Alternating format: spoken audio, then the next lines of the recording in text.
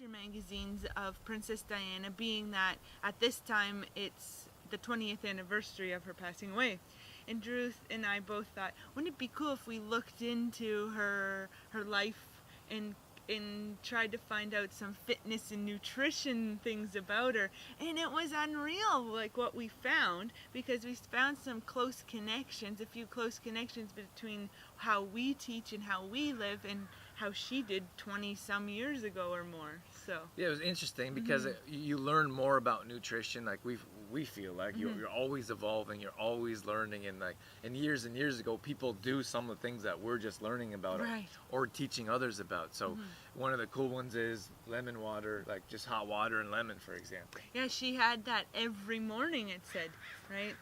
Then the research that we've done in the articles we read, she would have the lemon and hot water, which is very alkalizing, and that's something we always suggest to people starting out, right? Yeah, so we want an alkalized body state. So instead of acidic, like unfortunately we look at, that's one of the reasons we haven't brought it, we haven't brought it up in the past, but like coffee, for example, that puts our body in an acidic state, and that people get like so upset when you say we don't exactly recommend coffee.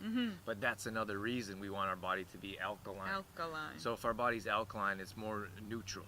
So you have acidic, which makes our body probably a bit weaker. It's harder to fight off bugs and little diseases that come up and negatively affect our health.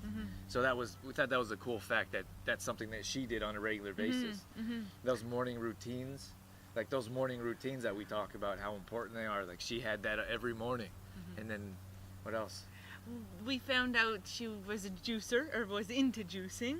So she had her favorite recipe that had some cucumber and some carrots in it, so she would have juices, and we're big into smoothies. Right, green smoothies in the morning. So we thought that was neat and a nice, I guess, commonality. Is that a word? Commonality? Yeah. I suppose it was surprising. We put together a blog post, so you're either watching this video in the blog post, or you will be, like we can direct you towards the write-up, but one of the things that when we were writing the blog post, we're like, wow, there's so many things that we have in common that she was doing. Right.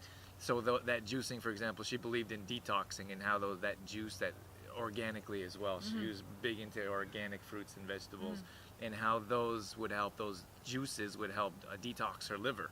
So she was also into detoxing, which is something else that we like that we talk about as well. Yeah. And then that was it. Oh, you wanted to talk about, she had a couple recipes that she really enjoyed. Yeah, well, one of the recipes that I think, I'm not sure, Drew, if you know either, but it was written by her chef. It was her chef who was actually quoted from one of these magazines that we were reading. Okay, but he was saying her favorite breakfast was potatoes, egg whites, and paprika. And Drew and I are sitting there, we're trying to picture like how this dish would look.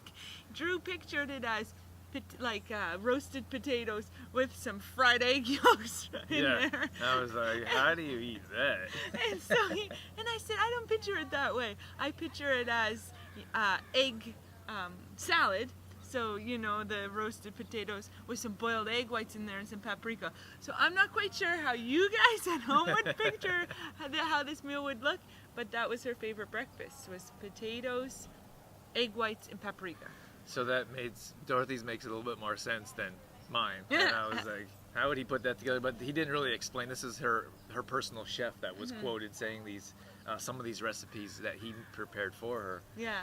Some of the things that she stayed away from was, she wasn't a big meat eater. Right. So she stayed away from red meat and didn't eat much pork, for example. But they said that when she would have, I don't know, I guess Clint Eastwood they were close friends. Oh, okay. I guess they quoted him a couple times, or not quoted him, but mentioned his name. Like if he would come over and want something like that, then she'd have the chef make it. But on a regular basis, she stayed away from those types of meats.